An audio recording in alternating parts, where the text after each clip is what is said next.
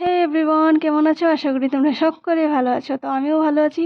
চলে আসলাম আরও একটি রেসিপি নিয়ে। অনেক দিন হয়েছে রেসিপি দেওয়া হয় না, তো ভাবলাম কি রেসিপি দিই। তো ফ্রিজে দেখতে পেলাম চিকেন ছিল, তো ভাবলাম আজকে তোমাদের সাথে চিকেন পকোড়া রেসিপিটা ইজি পদ্ধতিতে দেখানোর চেষ্টা করি।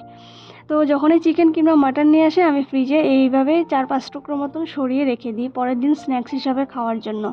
তো সেরকমই রেখে দিয়েছিলাম। এবার আমি বের করে চিকেনটাকে কিমা করে নিয়েছি। তারপরে কিমাতে দিয়ে দিলাম আদা রসুন থেতলে আর পেঁয়াজ কুচি, কাঁচা লঙ্কা কুচি। কাঁচা লঙ্কাটা একটু বেশি পরিমাণ দিয়েছি, ঝাল ঝাল লাগবে, খেতে ভালো লাগবে। তারপরে হাফ চা চামচের মতন শুকনো লঙ্কার গুঁড়ো আর একটুখানি জিরে গুঁড়ো আর হলুদ গুঁড়ো। তারপরে দিয়ে দিলাম সবার শেষে পরিমাণ মতো লবণ আর কর্নফ্লাওয়ার দিয়ে এবার আমি ভালো করে মিক্স করে নেব।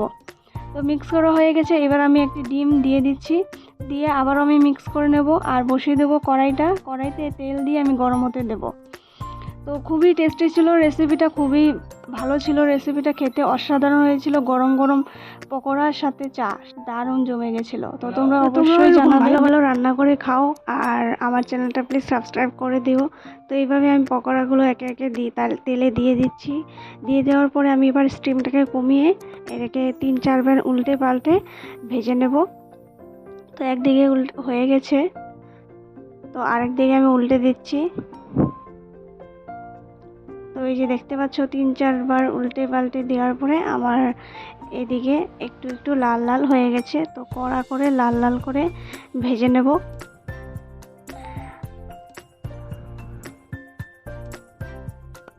তো এইভাবে আমি করে সবকটা পকোড়া ভেজে নেব। তো তোমরা প্লিজ ভিডিওতে ভালো খারাপ কমেন্ট বক্সে অবশ্যই জানিও। আর পরেরগুলো আমি এইভাবে করে লাল লাল করে স্টিমটাকে কমিয়ে ভেজে নিলেই আমার চিকেন পকোড়াটা একদম রেডি।